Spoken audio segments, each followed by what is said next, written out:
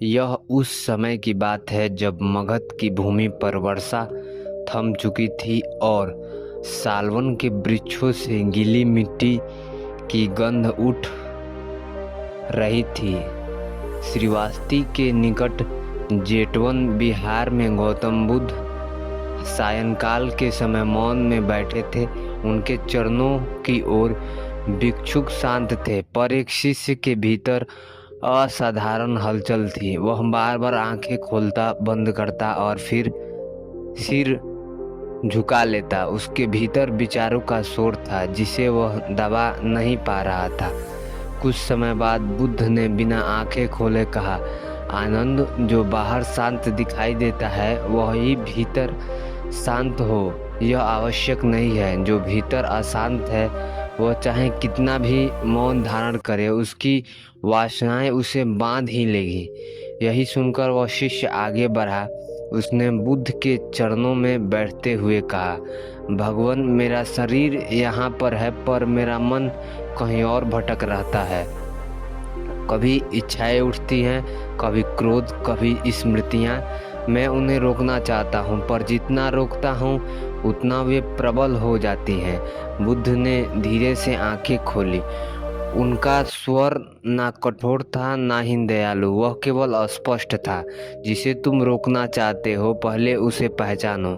जो पहचाना नहीं गया वह शत्रु नहीं बनता, वह स्वामी बन जाता है। शिष्य चुप रहा। बुद्ध ने आगे कहा, मैं तुम्हें एक कथा सुनाता हूँ। यह कथा किसी राजा की नहीं, किसी देवता की नहीं, यह कथा मन की है।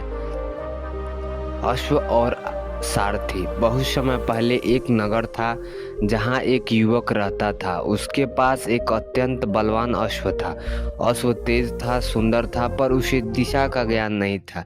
युवक उस अश्व पर बैठता, पर लगाम कसने के स्थान पर वह केवल उसकी पीठ थपथपाता। परिणाम यह हुआ कि अश्व जहाँ चाहता दौड़ पड़ता, कभी कांटों में, कभी दलदल में। एक दिन वह व्यक्ति एक वृद्ध सारथी से मिला। सारथी ने कहा, तुम अश्व को दोष देते हो, पर क्या तुमने कभी लगाम को थामा? युवक बोला, नहीं, मैंने लगाम कभी नहीं थामा।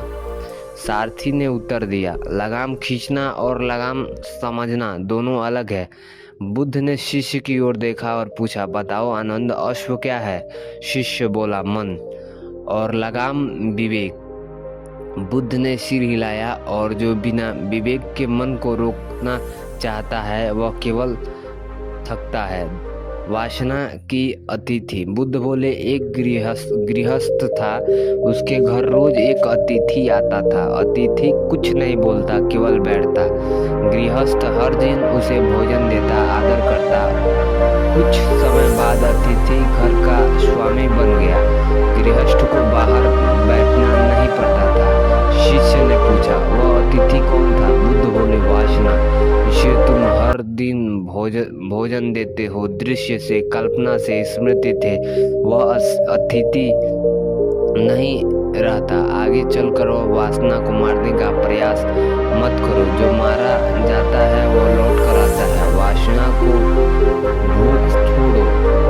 ध्यान से, जागरूकता से, विचारों का बाजार। बुद्ध बोले, एक नगर में बाजार था। वहाँ हर प्रकार की वस्तुएं, अस्त्र शस्त्र, आभूषण, भीष, अमृत। एक व्यक्ति वहाँ गया और उसने सबको देखने लगा। देखते देखते वह भूल गया कि वह देखने आया था या खरीदने आया था। शिष्य ने कहा, विचारों का बाजार? बुद्ध बोले, हाँ, विचार आना स्वाभाविक है, पर हर विचार को अपनाना बंधन है। उन्होंने स्पष्ट कहा कि मन को खाली करने का प्रयास मत करो, मन को साक्षी बनाओ।